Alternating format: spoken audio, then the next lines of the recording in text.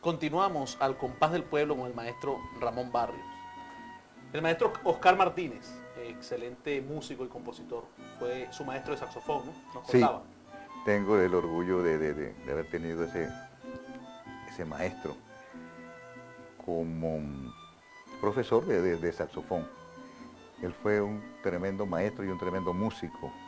Fue un saxofonista de la Orquesta Buenos Aires, aquí en Trujillo, y bueno, Macaferri mismo me hablaba de que era una estrella con el saxofón. Eso me lo decía Macaferri. Él era muy polifacético porque era un excelente instrumentista y también era compositor, Ah, y un sí, poeta. sí, sí. Muy completo porque fíjate, sí, era poeta y a la vez músico. Profesor, después de que usted ya recibió clases con el maestro, ya domina su saxofón, que ya lo venía haciendo desde la quebrada, usted hizo música bailable, ¿no? Sí, con Jorge Carrillo y Macaferri, Aparicio Lugo y José Suárez. Hicimos una agrupación y debutamos en un club que había aquí en Carmona, por aquí donde está el Parque de los Ilustres, por ahí, se llamaba Musabás, el Club Musabás. Y el grupo también se llamaba así, ¿no? Y el grupo también, sí, que el presidente era Padovano. Ese club Musabás estaba por ahí por los alrededores de Sandoval, donde llamaban el Sandoval, donde está la Fundación del Niño actualmente, ¿no? Por ahí sí, por ahí Detrás del está. Parque de los Ilustres. Ahí debutan ustedes con ese grupo bailable. Ahí debutamos, sí. Como Macaferri, decía, sí, Bericoque. Bericoque con el bajo, ¿no? Bericoque Con el bajo, sí. se tocaba con bajo de madera en esa época. Ajá. Jorge Carrillo con el piano y Aparicio Lugo con las timbaletas. Ese era un grupo pequeño, ¿no? Sí, sí, Relativamente. y empezamos en forma instrumental, después fue que se le metió cantante. ¿Quiénes fueron los que recuerden el primer cantante? O cuando le meten los cantantes es donde ya se crea la orquesta Musabás. No, el primer cantante fue uno que, no sé, por enfermedad de Bericoque, como que tuvo que tocaba el bajo. Era ese José Suárez. José Suárez. Después, ese mismo grupo pasa se hace como orquesta. Sí, porque ingresan más músicos. ya la integra José Ramón Aranguren, Ramoncito Aranguren, vuelve Bericoque con el bajo, y un cantante, Enrique Linares, que ahorita se graduó se graduó de ingeniero por ahí, y Chucho Barrio.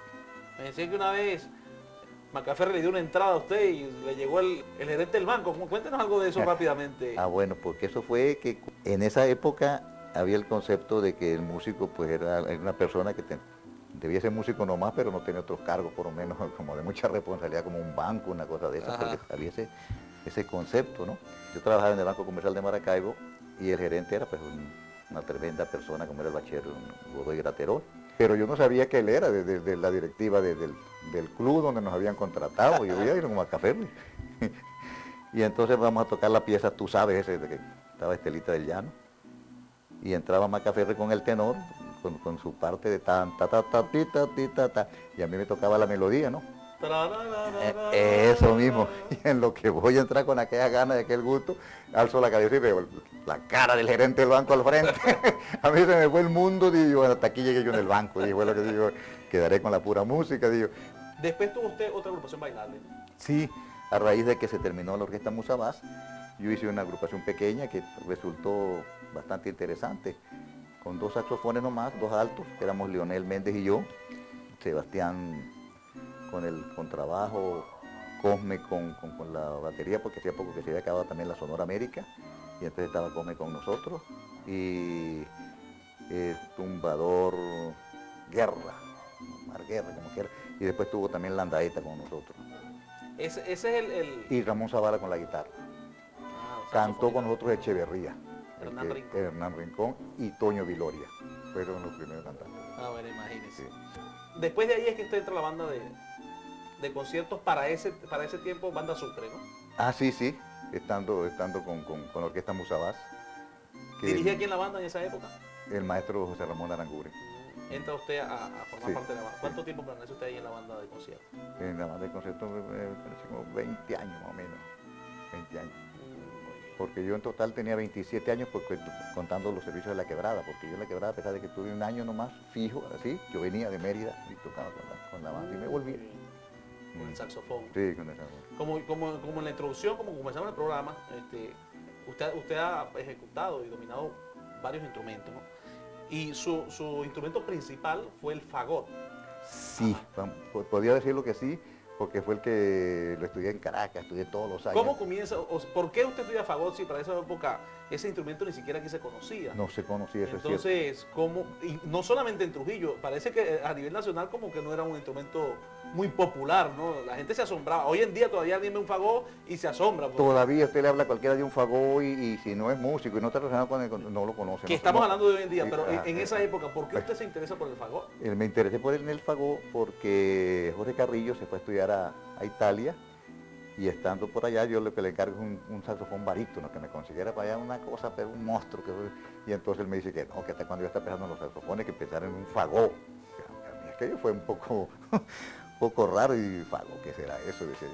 Bueno, entonces me puse a indagar y vi lo que era el fagot y me inquietó aquello, entonces empecé a buscar un instrumento. Me costó bastante porque no se conseguía el instrumento, mucho menos quien enseñara.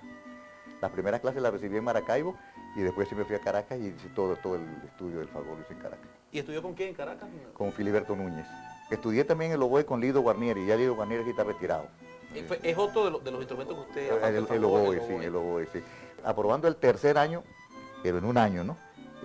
Concursé, me llevó a concurso de la Sinfónica y lo aprobé. Bueno, entonces eso me motivó más a estudiar ya después el cuarto, el quinto, el sexto y el séptimo, porque en Caracas ya no estudié. Cuando hablamos de la Sinfónica, estamos hablando de la Sinfónica de Venezuela. Sinfónica de Venezuela, sí. No había muchas orquestas para esa época, ¿no? No, solamente dos, la Venezuela y la de Maracaibo.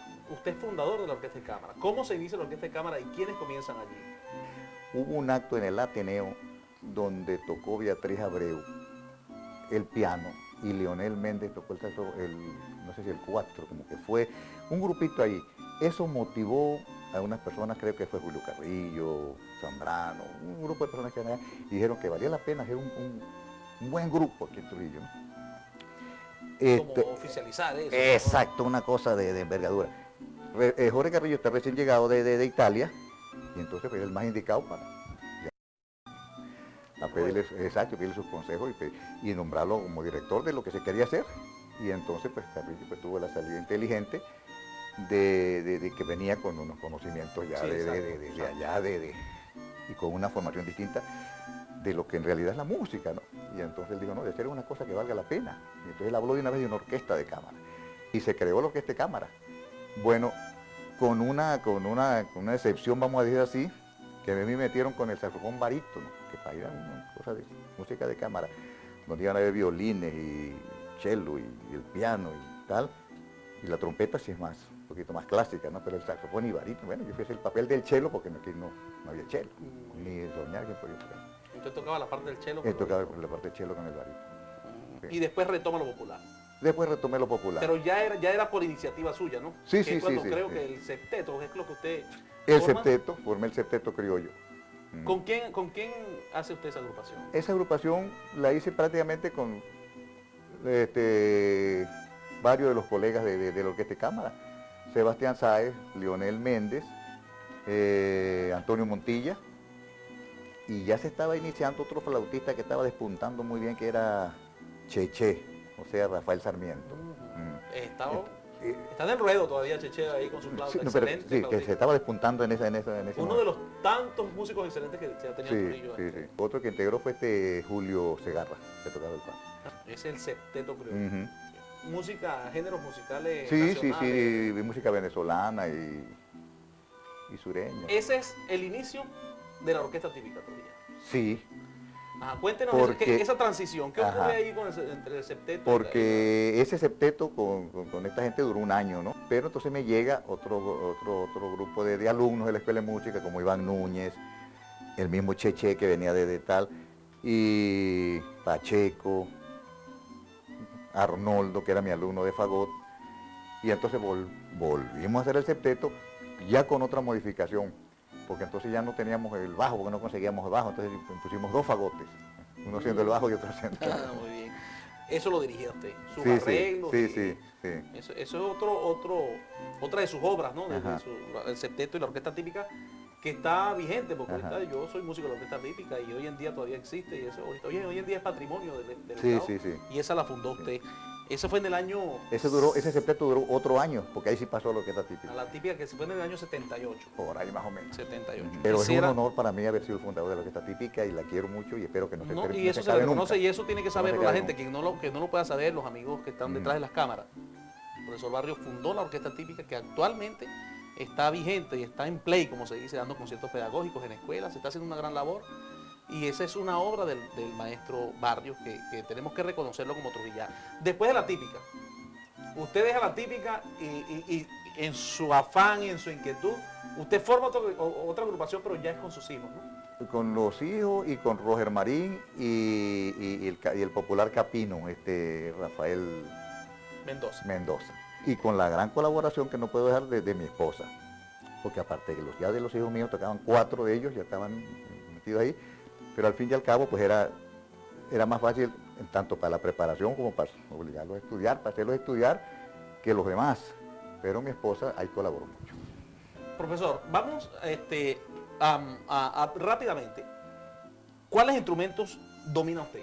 Vamos a hacer una lista, digamos así, cronológicamente, lo que usted empezó a tocar hasta ahorita para cerrar esta parte. Ajá, el primer instrumento, paralelamente con el saxofón, fue la mandolina, que me la enseñó Rubén Darío Mateos en la quebrada. Luego. Pero después sí fue el fagot. Pero también tomó el violín, estuvo un tiempo con el violín. Perdón, que antes, bueno, venía el asunto de que tuve profesor de violín, que fue cuando me encontré con Jorge Carrillo en la escuela de música. Después el fagot. Ajá, después el fagot, sí. De los saxofones lo domina todo, ¿no? Sí, Es de más o menos la misma técnica. sí, es la misma técnica, lo que varía es la embocadura. El oboe. El oboe también, el oboe lo estudié. También. Hoy en día el director de la, tuve que el buscarme director de la banda es oboísta, lo inició usted en el oboe, ¿no? sí. El bajo también, incursioné en el bajo, sí. Bueno, vamos a una pausa, no demoramos, regresamos con ustedes.